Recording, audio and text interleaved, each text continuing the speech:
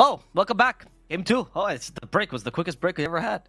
I didn't even have time to go to the bathroom. Anyway, we have Hokori versus Tempest here. Game 2 is about to begin, and I'm curious, Stini, what do you think Hokori should be doing for this game 2? We already know what their issues are. They're not going to fix him in one game, right? So what drafts could help him with some of these weaknesses? What could mitigate this problem?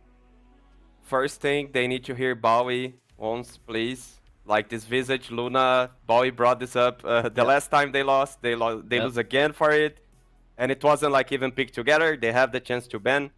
This combo is 9-1. There's just one team that failed to run this combo. It was Hokori themselves. Oh, but no. yeah, no. so besides Hokori's like 100% win rate combo, they should take care with it. Even though they didn't make it. But what I would like to see is a change on this Witch Doctor hero. As I mentioned, like I know sometimes I speak things like too high and it looks like a joke, but I really believe you need that support. I really think you are crazy if you're not picking them.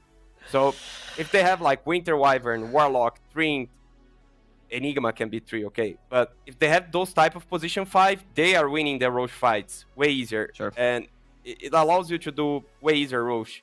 And they are having a lot of trouble on Roche fights. So this could fix a huge problem they have on execution. It's not like on the draft itself. It's like they're failing to do Roche for any reasons.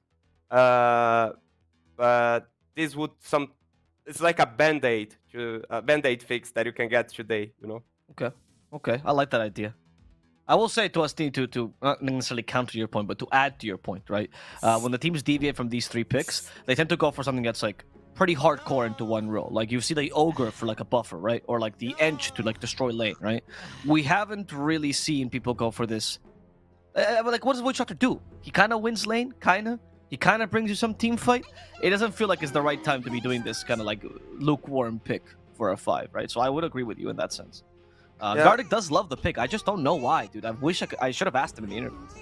It's because he thinks like it's a... Not he thinks. It's a position 5 that you can solo kill any hero in the map. I mean, that's true.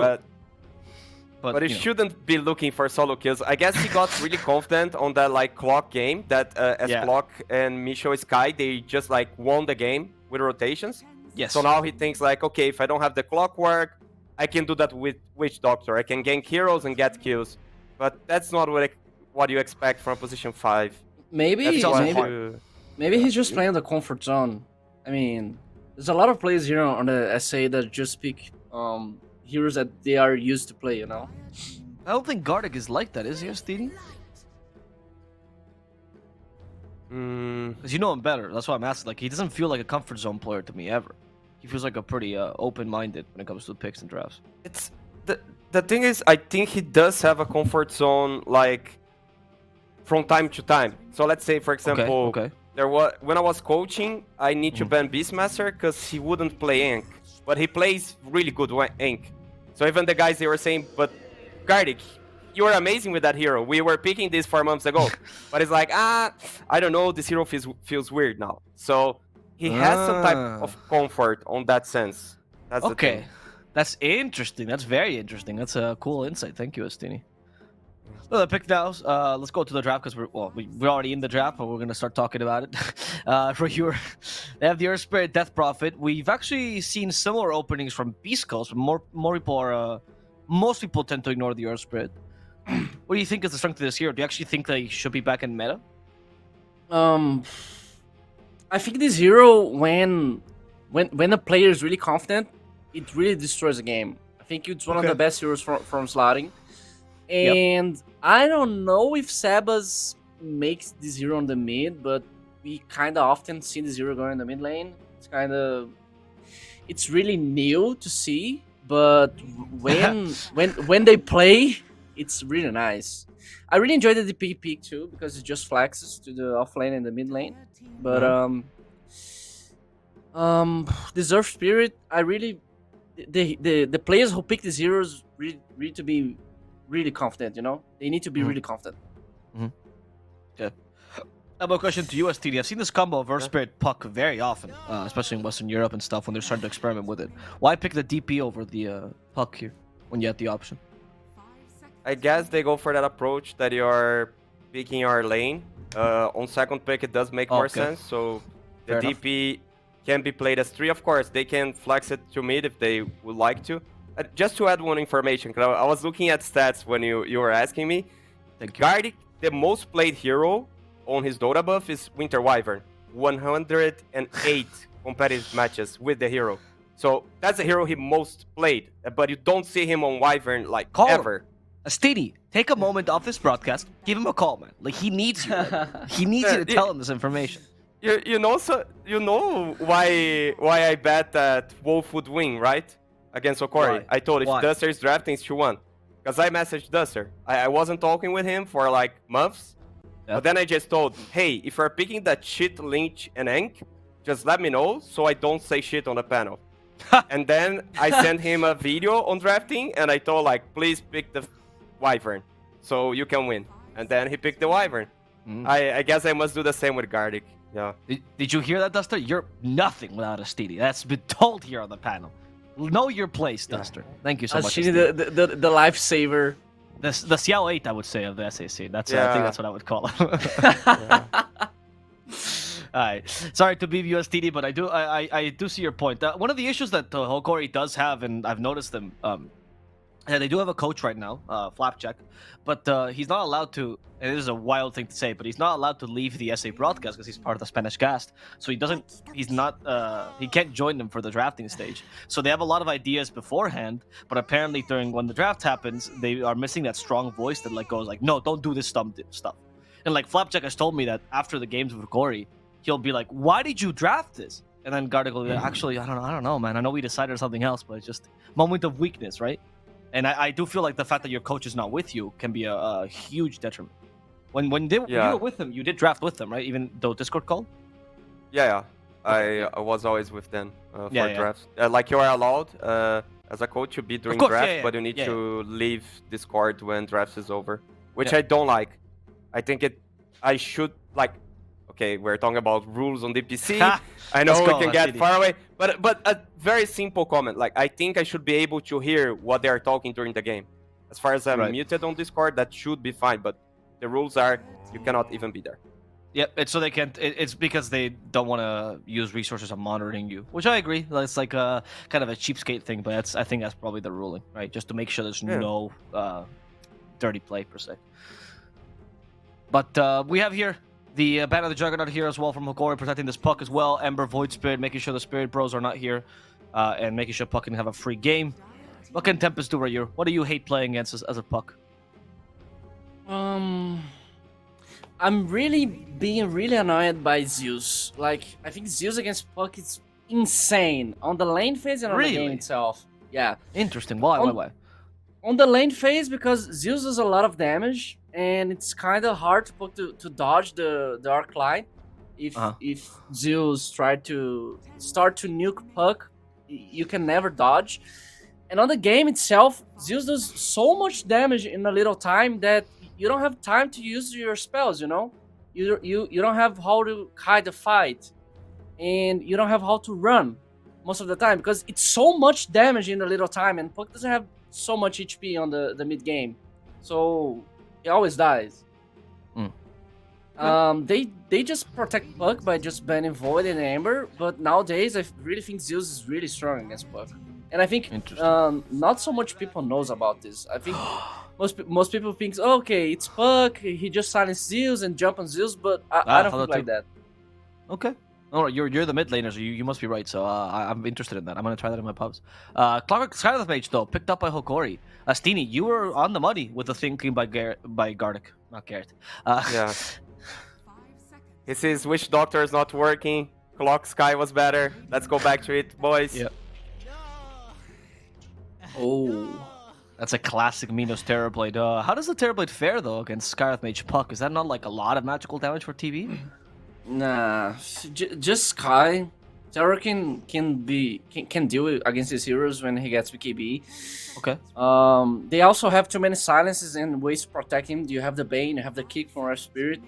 Make Right. sure TB never dies. So I think it's a pretty good TB game. They just need to ban 2 heroes and they're good.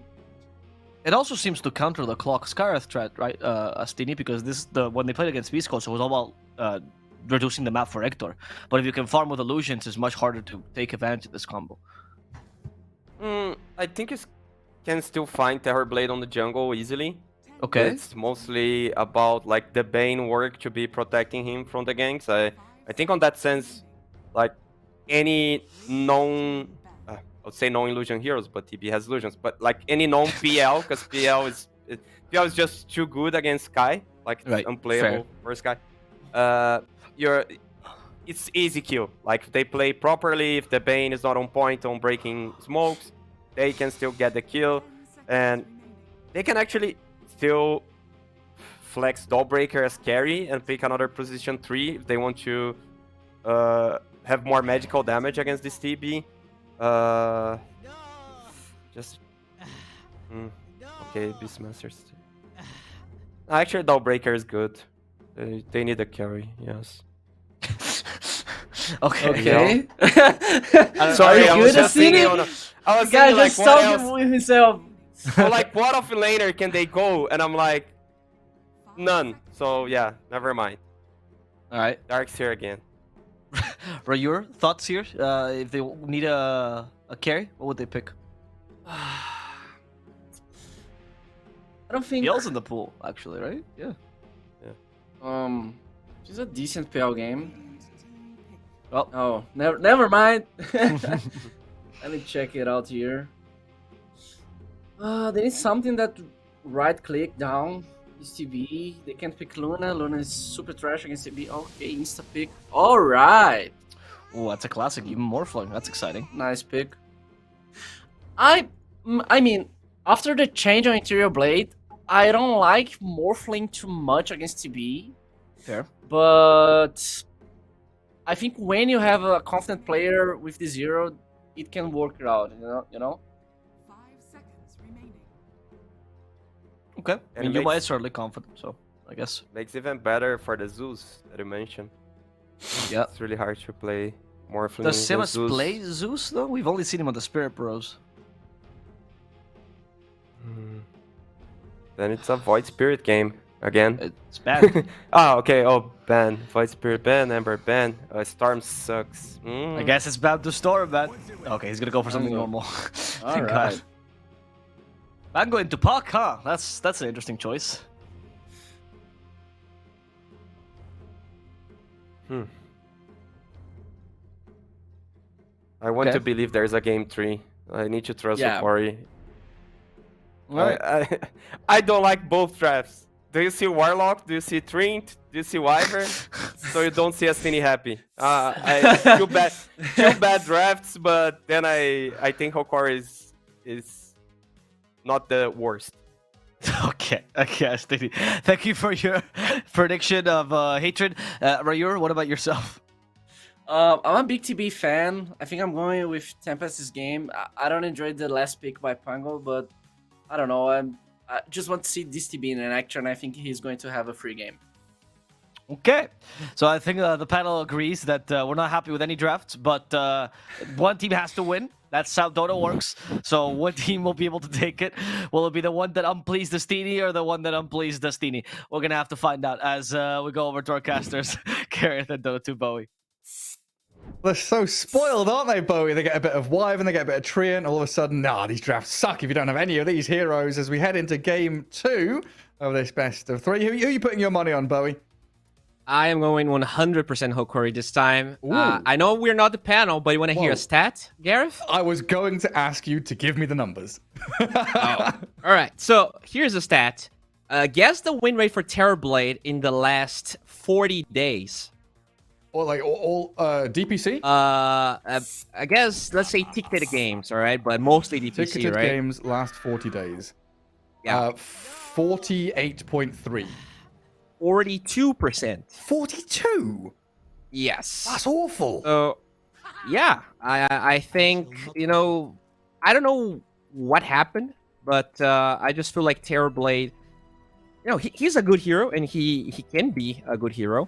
But, you are playing against Clockwork Gareth made sure he can deal with that once he has BKB. But, well, with my experience in the SA DPC, a lot of the Terrorblade players, they kind of forget BKB exists. I guess it is Kotaro. This guy, played majors and stuff, so maybe he heard of it.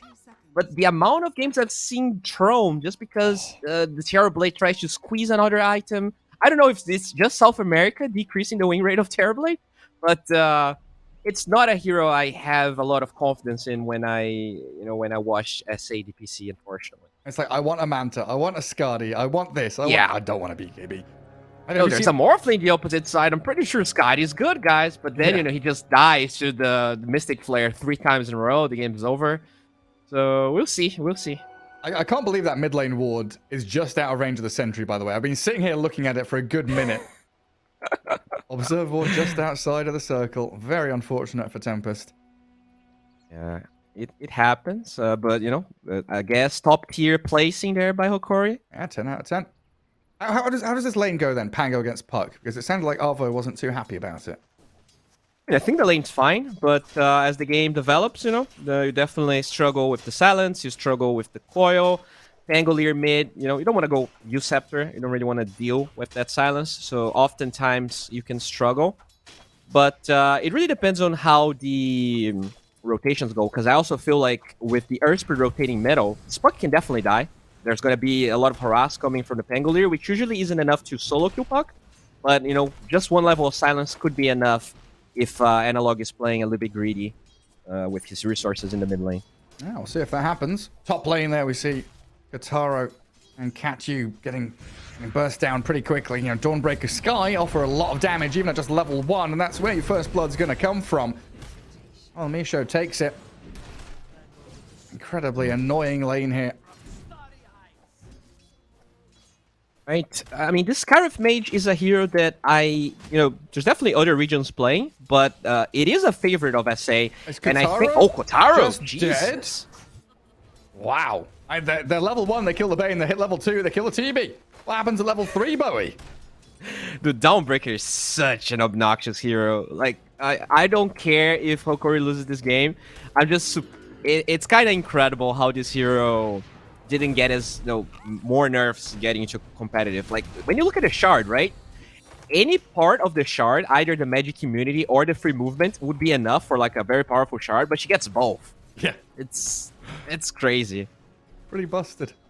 Oh, a great start for offlane there for Hokori. It looked like Analog, he started to take the... Oh god, Katyu just dead again, is he?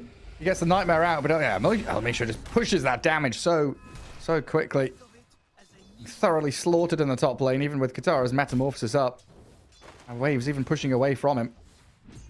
Yeah, I mean, just click on Dawnbreaker. 900 HP, 5 armor, level 2. Yeah, sounds pretty balanced. Sounds also a lot of burst damage, mobility, and stuns. Yeah, sure.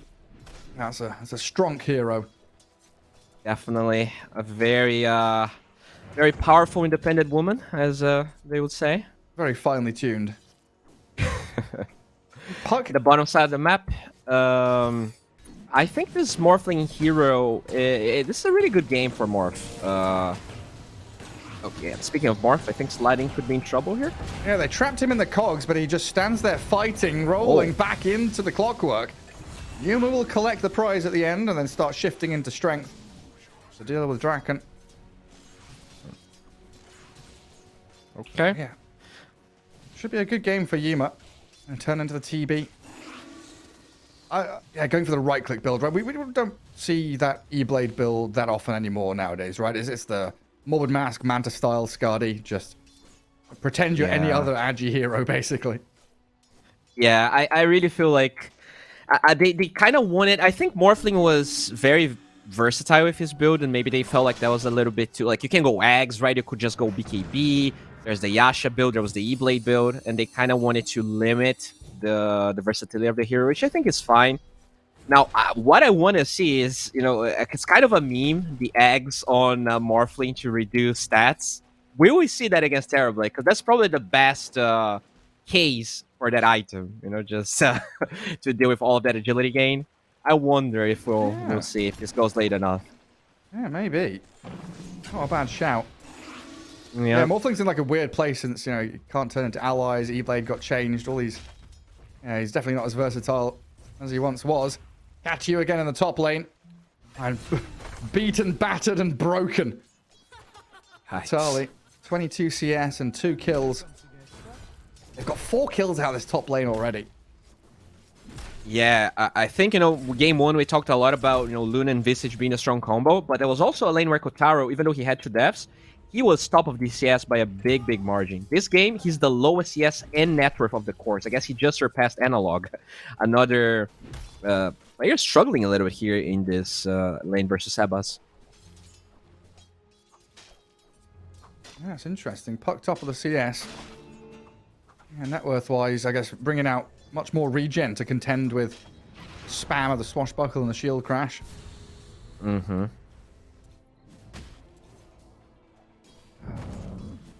Now it's time for the catapults here. I don't think either side really has a way to force this. DP not close to level 6. It could maybe get a kill on Kotaro, but not a lot of resources on Vitali. Oh, I'll go for it anyways.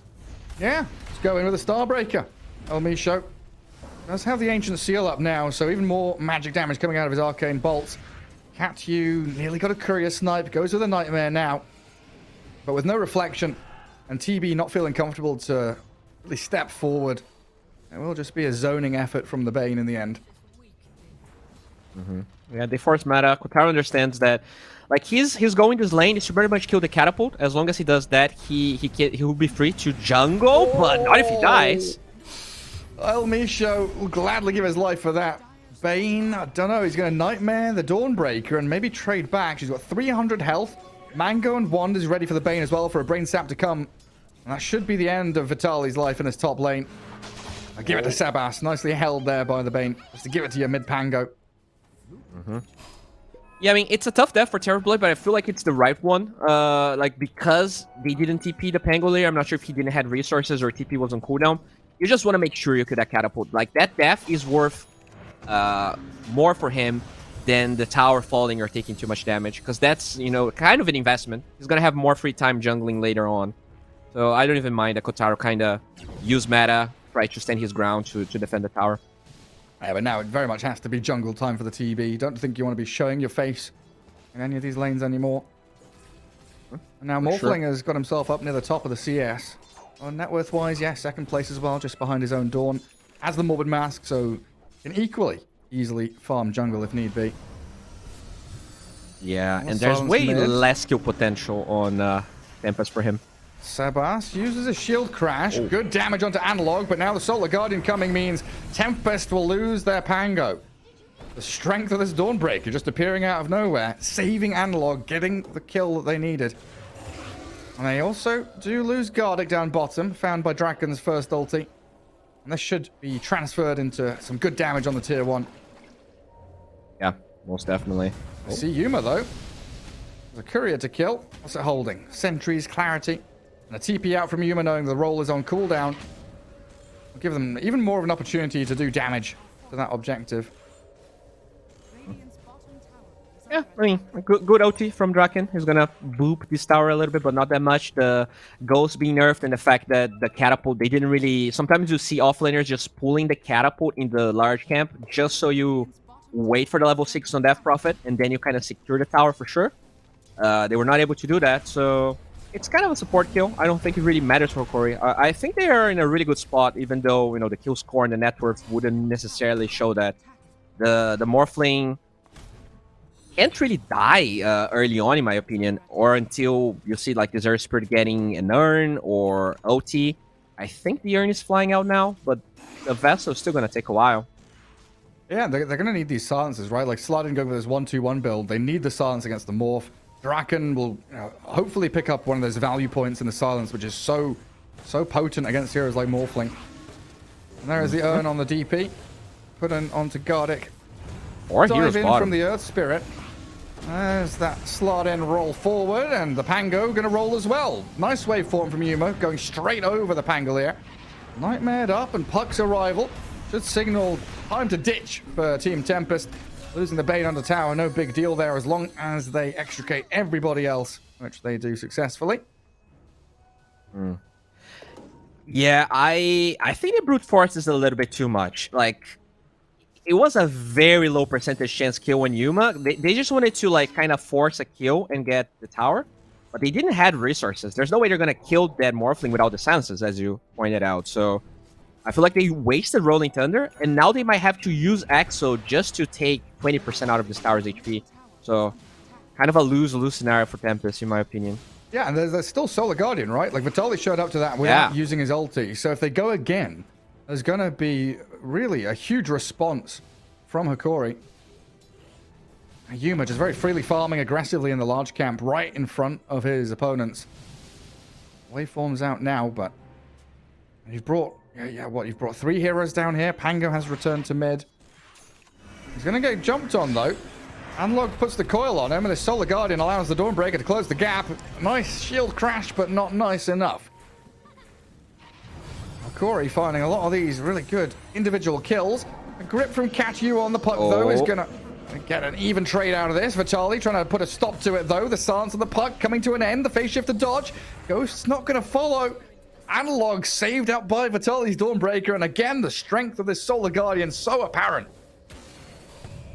Yeah, I actually really like this Hokori move because it kind of forced them to use the spells away from that bottom tower that was very low HP. I don't think they're really going to take this mid tower. They might kill the clock, but nah, TV's here, Catapult's here.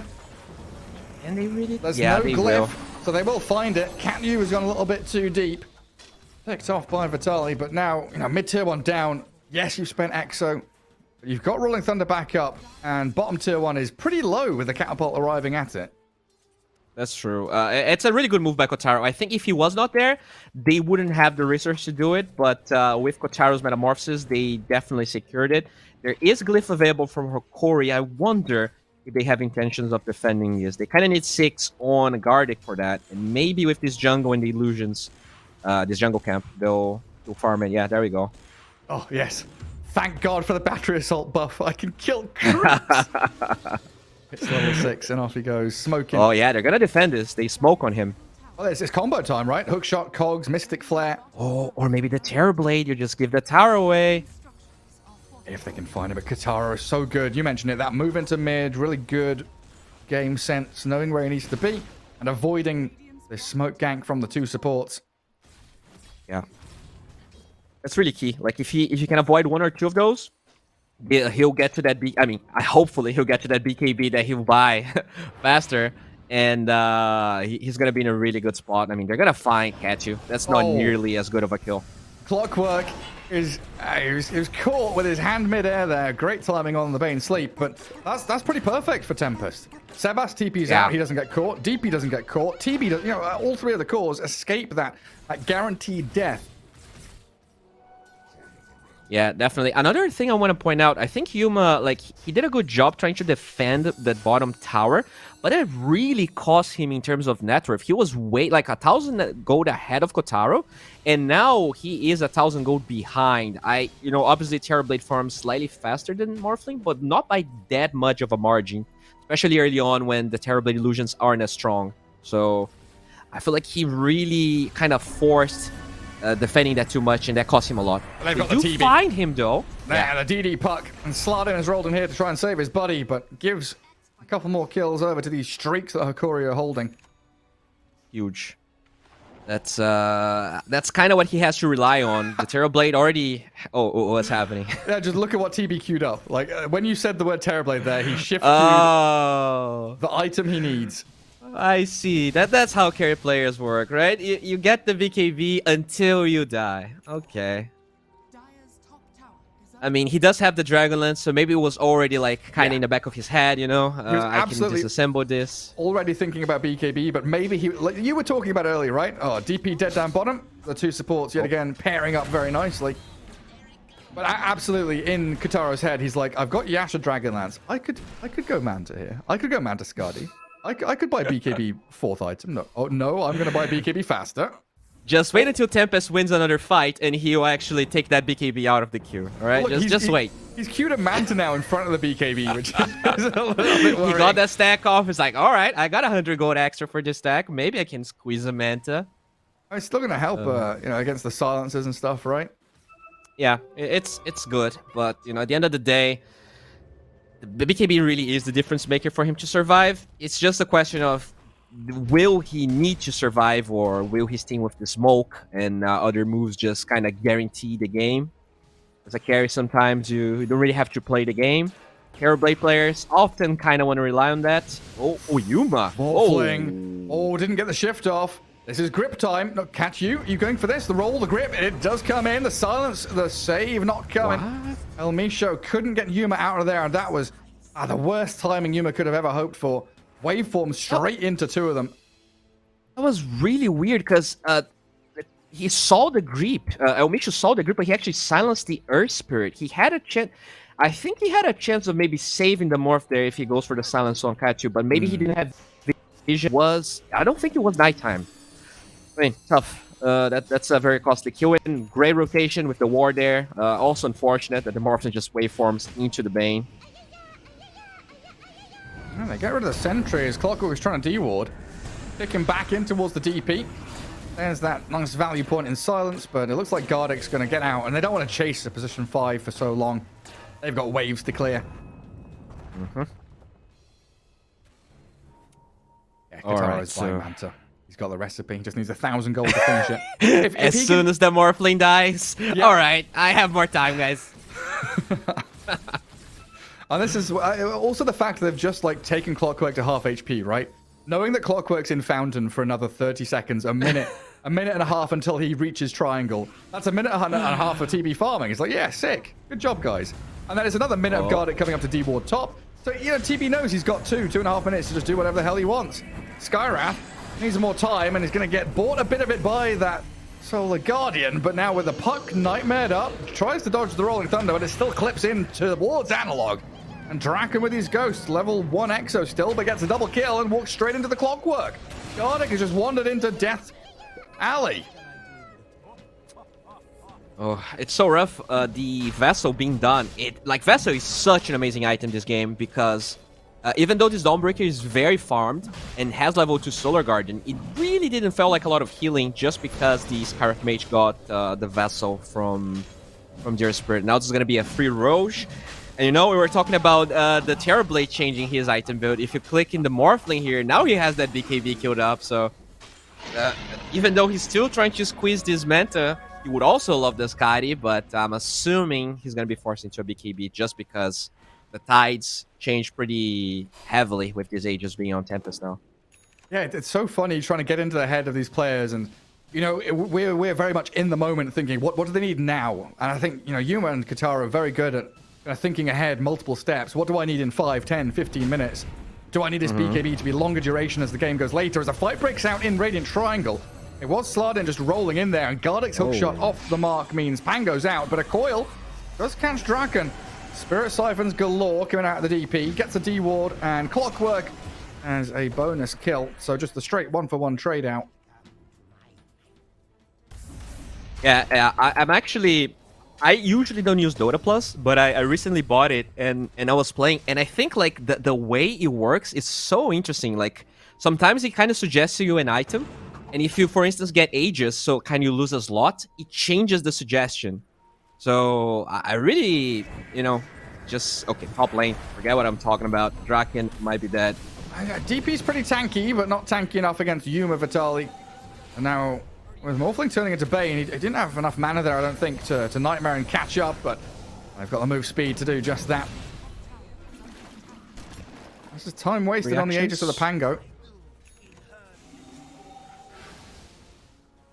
Yeah, just to go back, I actually feel like the AI on the Dota Plus item suggestion is like sometimes it's super wonky. I had games where I don't know, like I'm a Juggernaut, I'm owning the game, and he suggests like Ghost Scepter for no reason. But a lot of times I feel like it understands that you have Aegis, like it looks at your slots and like whether you can upgrade them or not. It's pretty cool. Oh, Mystic Flare in. It's invisible, but it's killing Earth Spirit off. Analog finds the finish. That Ghost Scepter is, I'm pretty sure that's Miracle's fault. Or any any turbo player who plays Juggernaut. It's the magic damage build, right? The E-Blade with the shard and the spin talents. True. Yes. Yeah, I guess it's not totally random. It's a bit weird, but it's not totally random. All right, so let's take a look on the items here. I think Hokori with these last couple of moves actually bought him a lot of time. It felt like the Tempest was gonna what's happening. Yeah, just look at the item. Continue looking at the items, please. Okay. So Clockwork has an urn, then Puck has a new scepter. We look at Scarif Mage with the Aetherlands. Love that against Terrorblade. Dawnbreaker with the BKV and So was that Terrorblade? Morphling. What does TB have? What? Oh. I mean, he's going BKB for sure, right? He has an ultimate orb in his inventory. He's gonna finish Scardy first. Nah. That ultimate orb is just it's just for show. Nicely done by Analog. Phase shifts and then blinks away. Get the hell out of there. Just give the Scarith Mage as fodder for the war machine of Tempest. Radiant's turret There's no way that BKB is going to be finished, right? This is what I was saying, right? It's like a lot of these carry players, they're not in the moment, right? They're thinking, I'm going to take this game to 40 minutes, then I'm going to 1v5. What items do I need in 20 minutes time to actually win the game? What he's thinking is, well, sure, BKB is good, but I can get a Dispel with Manta, I can get a Dispel with Satanic, right? So I don't really need BKB this game. Well, Then he like, gets stunned, never presses any of the items. it's like a BKB will save me now, but a Manta Skadi BKB later will slaughter the opponents in 20 minutes. Yes. That's how you lose money with stocks, you know? I'll just wait for this stock to go 3,000% up, Oh, yeah? and then you lose 100%. You got experience in that, do you, Bowie? Nah, not at all. I just heard people, you know? Uh-huh. You've bought too many NFTs. I can hear it in your voice. Oh god, no. My bank account. Oh, Dawnbreaker. Caught out. No BKB on her. She's so close to it with the Echo Saber disassemble, but losing 250 gold out of her pockets as Tempest just make this bottom jungle their home. There's no Roche for at least 3 minutes, so they are punishing Hokori pretty heavily down in that southern part of the map. Instant smoke. They want to try to use that kill. The Aegis is going to expire anyways, but they do have the numbers advantage, and they also have Vision of Analog. Oh, no. Straight onto him. The grip is there, and Draken should be able to provide the damage to finish off the puck. Or with a Yule Scepter and a phase shift, maybe he can blink away. Oh, the stone, the kick, the geomagnetic grip, and Draken gets the final touch while Almisho, he's getting TP'd on. Cat-Yu and Slardin have both come back to this tier 2 mid to find the sky. So 3 kills in a row. Tempest lining up all their little duckies. They're straight up, look, TPing straight down to outpost bottom to defend it. The past 5 minutes have been so quick from them. They're on to guard it. Sabas is there. The Solar Guardian's required to try and save the Clockwork. Vitali lands. The Yule Scepter out of Pango, though, is going to buy him more time to get off the Rolling Thunder now. Good cogs will push him back. He's not got shield crash, but he finds a gap. Straight through the staircase. He's trying to go deeper, looking for the Dawnbreaker, but they will have to satisfy themselves with just a Clockwork kill. But that's been a solid 5 minutes where Hokori haven't been allowed to play. I really feel like the warding game from Tempest has been much better. We kind of talked about Hokori having really good wards in game 1. That sentry on the Radiant jungle just removed one ward from Tempest, but like there's a line coming from that part of the map up to the tier 2 top, all warded from Tempest. That's how they got that smoke into the analog kill and how they came back and killed the Clockwork again. So it really feels like the map is all theirs, and they just have, like, even you would look at their heroes and say that they have very long cooldown spells with the Exo and the Meta, but it looks like this Vessel is such a good item this game that the Death Prophet is being impactful just by casting a Vessel and running at people with the Bane and the Earth Spirit. Yeah, she's augmented herself into a teamfight hero just with that Vessel purchase. Yeah, like, there has not been that many Exos used in the last, like, 3-4 minutes. But still, they just run at people and they die. I feel like the team fight from Hokori is not the greatest right now. They just finished the Dawnbreaker BKB with the disassemble of the Echo. So maybe now we could see a big fight from them. I feel like one of those orangutans. I don't know if you know the meme, but there's like a BBC British morning TV show where it's like, where Patch? I'm just sitting here going, where BKB? Where BKB? Where BKB? TB has Scardy, he's got a Mithril Hammer. Morphling doesn't have a BKB yet either, but Puck is going to get a good two-man coil. Yule Scepter out of Sebas, doesn't get him out of the coil, so he's still leashed and in trouble. He's going to swashbuckle off to the side. The Orb is coming to chase him down. Analog looking for him, but the TB's meta has forced the rest of the squad away. Sebas finally dies, and Puck is going to try and get out of here. In the end, Hokori, they come out on top of this one. Yeah, it was a really good fight. That's the first fight. I think the Morphling died twice in a row, being Fiend's Grip full duration. This is the first time they actually cancel it. And not only that, once the Exo was used, they actually disengage. I think that was a really good call by Yuma. I know usually as the carry player, you're the one that's going to give a call like that. He was the first one that TP'd. And that was really good. It doesn't feel like that many kills, but you kill the Pango and you force Exo. So they have another fight going for Hokori during this downtime. You know, there's a mid-tier 1 up at 25 minutes. So if they can get another kill, that's that tower finally down, and they're craving for it. It's such a demoralizing thing to have a tier 1 mid up at this stage of the game. It's a little unfortunate for them. Roche is such a long spawn. It was like almost 3 minutes, I think. Oh. So they're going to go in here and be like, there's no Roche. We would love a team fight to be able to pivot that into a big objective. So maybe, the tier 1 will have to be what they settle for. But Gareth has just walked straight into this, and Tempest, they are matching the movement. Hokori, they came in here to battle, but they're going to be losing out. They've dropped 2 supports already. They're just scattering to the wind. Vitaly, what's he going to do? Celestial Hammer into the pit. Now what? You've got a TP coming off cooldown, but no BKB, no real ability to save yourself from Tempest running you over. Yeah, that's another great ward from Tempest. That ward right there was what allowed the Nightmare to go, the Smoke to break, and even though they didn't have the Exo, they actually take a really good fight. It's gone from a great spot for Hokori to disaster again. 1 minute 30 for Roche, and it looks like Tempest's going to go for another smoke or another group play anyway.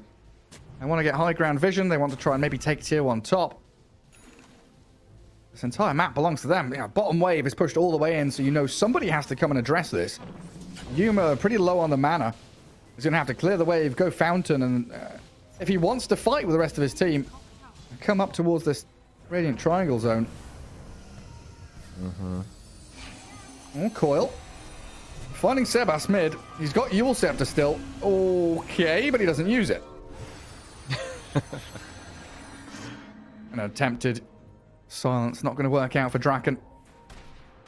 I think Sebas there was kind of trying to go for the Yule's coil snap play, but he couldn't quite find the spot. Hook shot in. Gardic sees the TB, but he's got the magical item now. It is the shiny golden goodness of BKB. Slardin has already been dropped, but Katara just holding that BKB button until he needs it, and apparently he doesn't. He stands his ground and slaughters 2 of them with 20 seconds remaining on that Roshan timer. Another sad story for the people walking around the pit. I gotta say, Katsu Analog, for me... He's just jumped into the TB in the Bane. Blinks away, but the Scardy's slow. Maybe allows Yu to close the gap. No, he doesn't.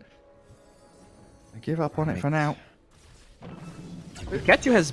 He got so many good Fiend's Grips this game. I'm really impressed by how he got... Like, he actually got the kill on the Dawnbreaker there just because it took a while for Analog to cancel it.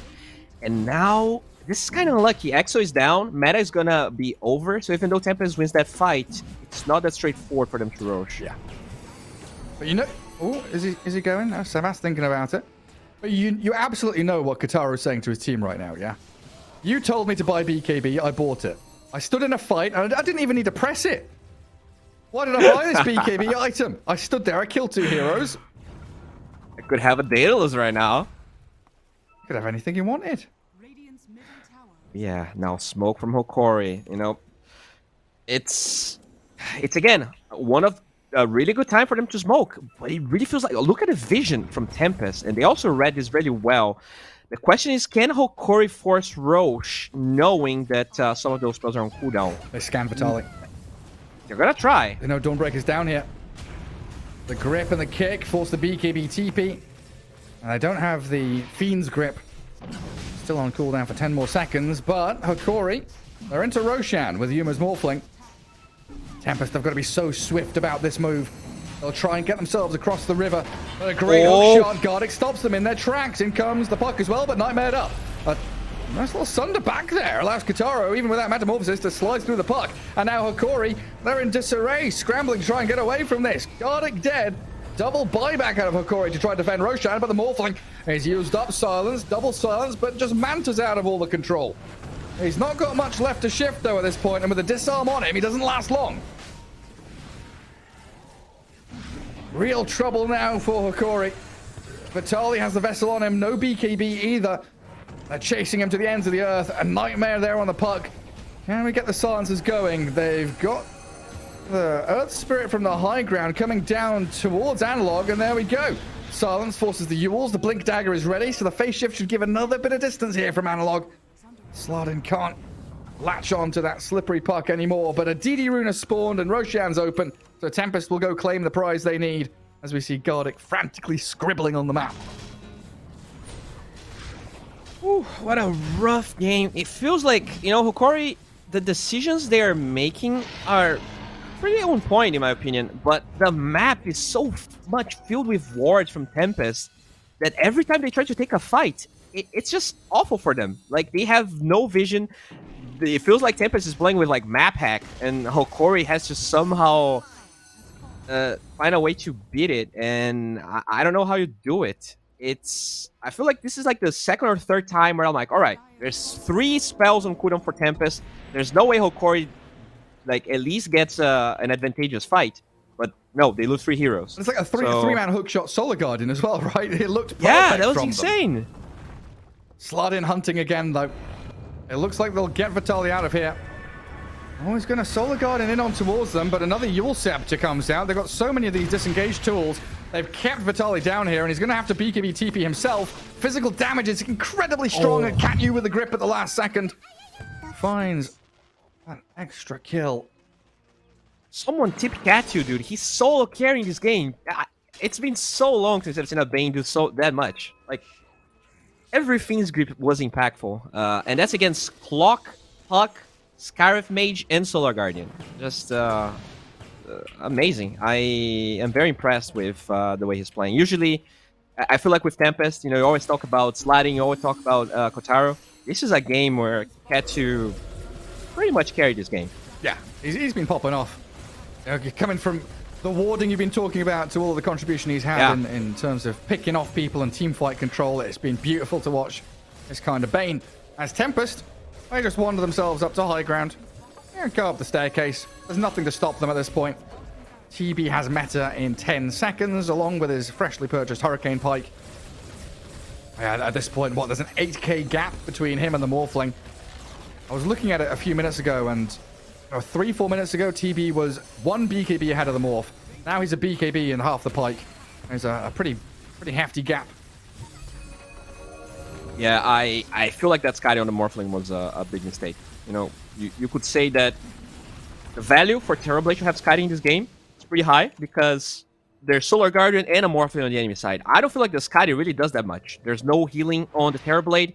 I mean, there's DP, but like that's not the biggest problem for Hokori right now. You just want Morphling to be able to right-click, and BKB being purchased after they're 17k gold behind and 2 barracks down, I don't think that's gonna help.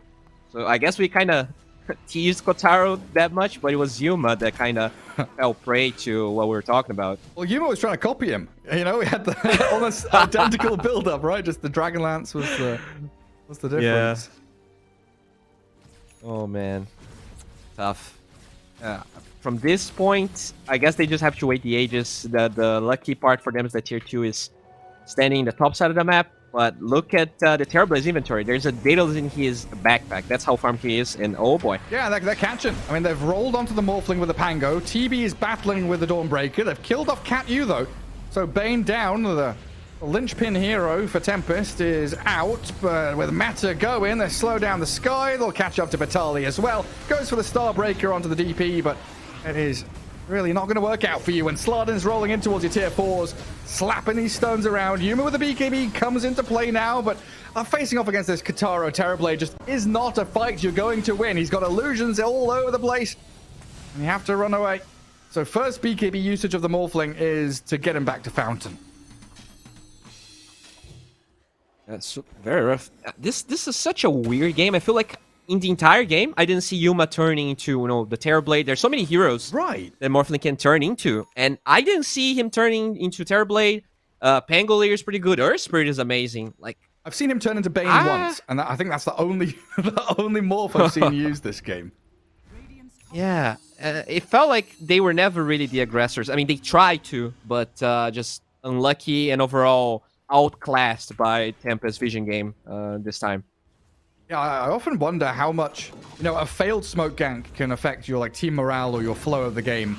And we think back to whenever it was, 15, 16, 17, whatever minutes in, when Clock and Sky, I guess it must have been a bit early, like 12, 13, when Clock Sky hit level 6, right? And they went to hunt for the TB, they couldn't find him, they didn't find the Pango, didn't find the DP, and you're spending this 1 minute of gank time not getting anything, and then you don't go for any more of these duo plays again, but maybe now with Gardic initiating, good angle with his hook shot, Slardin, Draken, they are still in here though.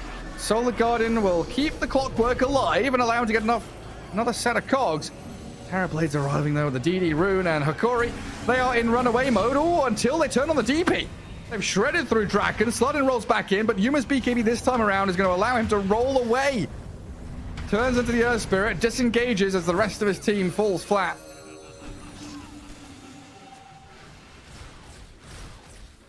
I mean, that was a really good fight. This is the second time they killed the Bane at the start of the fight, and suddenly, it's an even fight, even though they are 20k gold behind. But that's the problem. If this wasn't more of an even game, that play by itself could have allowed them to take, maybe a 5-man wipe or something. But going back to what you were talking about, it's not only that they didn't find the Terrorblade, but they gave away the tier 1 bottom. They were in a position to defend tier 1 bottom. They traded that opportunity to try to kill the Terrorblade, and they got nothing. So it's even worse, right? You're not farming, you don't get the Terrorblade, and you lose Rio State all at the same time. Man, it must be so difficult to contend with that kind of morale-busting maneuver. Yeah, it's like you have to make a choice, and sometimes it looks like the real one, the right one, but that was definitely Kotaro's also it was Kotaro really. Oh my lord! No way. The shield crash dodges the hook shot. Yeah, feels like Hokori can't really get anything out this game. Yeah, they can't catch a break. Yeah. It's going to take some magic out of them now. They've got smoke. They've got 5 heroes alive. They've got to push out these waves first, though, and then think about their next move. And you just know how Tempest are feeling about this game right now. It's just calm. No need to rush. Relax. Our TB is incredibly strong. 31,000 net worth on Kotaro now. He's got so much money. Another. All right, they're gonna try and find the Bane the same way, and they get Katsu. They can. This is a dive back on Bane. Solar Guardian, hook shot, but El Misho, he just can't do anything against the TB. He's used his BKB. He's up there. He's slapping people around. The Yules will cancel the TP out of the Clockwork, and they stun the puck. Phase shift, the Magnetize on him. The Yule Scepter will try and dispel and disengage. A Waning Rift and an Orb out, but the Rolling Thunder. Sabas catches the puck at the right moment. And now we're looking at 2 heroes without buyback. Puck has bought back. Clock has bought back, and Puck can. But a difficult defense to make, and this is going to be Megas once Tempest get this final lane of barracks. Yeah, that was a really weird move because Yuma was mid the entire time, even though they smoked for it. Felt like, I guess he doesn't have buyback, so he didn't want to, maybe risk dying. Now they have to fight. Yeah, they have to go in. They'll try and face off against the DP. Good hook shot from Gardic again. Going to push them around. They kill off Draken, but Yuma, he's struggling to deal with the Terrorblade now. Kotaro is absolutely online. His item build has come to fruition, and it is bearing fruit, but the silence doesn't get off that. Sunder and his Manta was 1 second away from cooling down, so a big kill for Hokori. They've defended that final lane ever so barely. Sabas also being found, but he blinks out of the Yule Scepter. And I can't find him. Ooh, 1 minute for Roche as well, hey Bowie. Okay. I mean, that's the best thing that happened to Hokori the entire game. Is this the first death of Kotaro? No, okay, he actually died 4 times, but it felt like for the last Don't forget the 15 laning minutes. stage. Oh, God, hello. How's he found that? Nice little Aghanim's drift play from Slardin, though, gets him away. Sebas now going to try and deal with the clockwork. There's a great hookshot initiation, but Slardin is back in. The Solar Guardian comes. A little roll up there from the Pango. We're going to get the Thunder out towards the clock. So now Solar Guardian kind of wasted. And a bit of time there for Tempest, because Clockwork does not have buyback. Dire are scared. Yeah, they once again get unlucky with the Roche respawn timer. The Terrorblade is gonna be up in like 30. I don't think they have enough time or even like the lane control to force Roche. But Vitaly will. Oh no, so unlucky. Maybe if they instantly went there, there was a chance. Now it's too late already. There was a window. It was open. I didn't feel the breeze. Analog and El Misho, they're going up onto this high ground to find Slardin. He's still got himself the Aghanim Scepter stone form to kick himself away. There they go and see Roshan's alive, but now Terrorblade has returned to the battlefield. Mr. 33,000 net worth. I mean, there's a tier 1 up, dude. That's so unfair. Roshan's dying pretty quickly, though. They are hunting for the squishy targets on the back. Skyrath dead, but in comes the TB. Yuma grabs the Aegis, but look at him drop so quickly. Has to try and manta away from the damage of the TB. They've also leashed up Draken, but with a ghost flying out there, Hokori just did not stand a single chance. Silences galore on the Morph, and that's got to be game over now. It really has to be. I mean, just a really good game from Tempest. You kind of have to give it to them. The Kotaro Terrorblade, he dodged a lot of these aggressive rotations Hokori tried to do to shut him down. I really feel like the Vessel on Draken instead of the Earth Spirit really sped up how they countered a lot of the healing coming from Hokori. It was a really good game from Vitaly. Like, he was owning, but his impact got severely decreased just by the item purchase from Draken. He just played with the supports the whole time, running at everyone. And sad face from Gardic. It's rough. Hokori, they look really good against teams like Thunder. Even though they barely won a series, but it felt like as the DPC ended, they got more and more demoralized. This was not the best showing from them. Yeah, I mean, I think thinking back about Hokori, they looked really good with Yuma on CK when CK was super potent. And they had really good drafts like around CK, but since they've tried to shift away from that and like picking Yuma, Juggernaut, and Morphling, these agi heroes, and would you argue this is like a 4 Protect 1 draft from Hokori? I mean, Kinda. Yeah, but when you look at Tempest, it's the same thing, right? Maybe they're bad at executing the 4 Protect 1. That's what I mean, right? It's like they're trying to shift their playstyle away from that Yuma CK where he's ready 10 minutes in and he's joining fights and he's brawling, to this more farm-oriented position 1 has definitely been a weakness of them more recently, I think. Yeah. I also feel like Vitaly used to shine a lot when he could get like his Enigmas, his Broodmothers, his Brewmaster. And it's not like he played a bad Dawnbreaker game. It's rough. I feel like, El Misho, very often I see him doing amazing plays, but it's hard not to argue that Theo was a better fit for Hokori in general. Like, El Misho is just one of those things, right? Sometimes players don't fit that well together. And the only real thing that changed from the amazing placing that Hokori got in Tour 2 to Tour 3 is how they adapted to El Misho coming back. And it's not like a diss to him at all. I feel like he plays well, but the style that Hokori has to play now doesn't seem to be nearly as good as the way they used to play in Tour 2. Yeah, because it's one thing kind of adapting to the meta and understanding what you need to pick and how you need to play in general, but there's absolutely that flair and flavor you bring as an individual team or as a captain to try and figure out your own team identity. And it's one of those things that it felt like Hokori had, and now they've lost, and they've got to try and find again. And maybe you're right. Position 4 obviously brings you a lot from laning stage through to mid game in terms of controlling the map and dictating how you want to fight. But Tempest, of course, we've got to talk about how they've definitely looked like they're recovering and they're starting to shine a lot more recently and back to the level that we expect, right, from a lot of these players. Kotaro, household name in South America, right?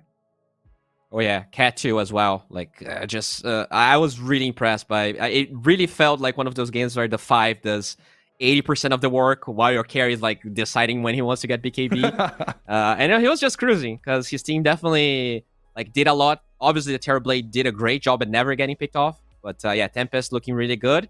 I'm not sure if they still have a chance for going to the major, maybe with some weird tiebreakers, but maybe the panel can actually tell us if what's up with that. Yeah, maybe they can. Arvo, do they have a chance to go to the major, or TI? What's up with that? No. There's your answer. No, it's the major specifically. No, they don't have a chance. Unfortunately, the only team that stands a chance not to go to the major is Infamous, apart from Beast Gold and Thunder Awaken, because Beast Gold and Thunder Awaken both are currently with only one loss, right? So they will lose to each other. One team has to lose out of Beast Ghost and Thunder Awaken because that's the last match, but that means that maximum they can only get 2 losses, so Infamous is the only team that can still duke it out against them. The real question, though, is not so much for Tempest, who's now solidly in the middle of the table and they avoid relegation 100%, but Hokori. What's up with them? What's going to happen to them? If we can get the standings here for a second, my lovely producer, my wonderful fish. That's the producer's name, by the way. I'm not talking to my pet or anything like that, but we will get that in a second. We can keep talking about this, but there we go. The point. Sorry, Steenie. I'm just gonna finish this real quick, and I'll let you speak. It's the AJD. There you go. Hokori, they're gonna be able to. If they win against Infamous, which is their last match, they would be able to potentially avoid relegation with tiebreakers, right? Because both Wolf Team and SG Esports only have one match against, or SG Esports particularly could lose that one match against Wolf Team. Similar with the Tempest Infinity last match. Like there's a pretty solid chance that most teams at the bottom of the table only have 2 points. So Hokori could potentially avoid relegation, but for that they have to beat Infamous. And Infamous, if they beat Hokori, they get a guaranteed chance of a tiebreaker for the major slot. So chances of that happening are kind of slim for Hokori, unless Hokori really pulls something off in the last game. Thank you for these changes. What a great producer, man. Look at this live updating. Who else does this, huh? Anyway, as we go back to our faces, because we've already appreciated this, guys, let's talk about the game that we just saw. Astini. Any thoughts on that game? Let's start with you. Free reign. Feels like Hokori, they were kind of lost on the team fights. They took so much to realize that they should commit for the Bane kill. When they realized they were basically like suiciding the clock and the Dawnbreaker to get a position 5 kill. But that's because the game was almost over because of the early mistakes on those fights. But overall, it felt like a really bad matchup on hard carry to hard carry. Hayur pointed this out. And the way the game was played, like these 2 4 protect ones on each side, the one with the better carry matchup had a way easier job there. Yeah. I wanted to touch on that actually because I wanted to ask for you about it, because you talked about how the Morphling Terribly matchup used to be pretty good with the E-Blade, but ever since the nerf, it just feels kind of impossible. It looked that way in the game. What was up with Yuma picking it? Like, do you feel like it was just a confident Morphling game? Do you think he was like just trying something he used to know? What's the idea behind that? I think when people are playing for relegation, they are kind of nervous and they bet on strategies that they feel confident. I think this pick was 100% confident player this season. But I don't know, on the meta itself, it's like I was talking to Assini, we never seen Morphling. And after the change on the Ethereal Blade, it's just trash, you know? I just said on the panel before the game started that TV was going to have a free game, and that just happened. I mean, the lane phase was super trash. He just feeds in the lane itself, but on the game, he just had a free game. He just pops meta, and most of the fights, they won without the meta. Yeah. Like, TV was just right-clicking everyone, and they're just dying. So, it's a free TV game. Ashini just mentioned that they took too much time realizing that they need to kill the position 5 too, but overall, I think it was just a bad Morphling game, you know? Right. Yeah, do you agree with that, Astini? And it kind of boiled down to just the, like you said, the core to core. Yeah, they could have played on a different way, trying to go more aggressive, and maybe that would have make more sense with the Morphling, because they had nice lanes. So if they could like put more pressure, if he wasn't farming that Scotty, if he was with earlier items, maybe that could have succeeded. But they try like to mirror the map and keep farming, and then definitely it made like their lives really, really harder. Yeah, I think this small decision.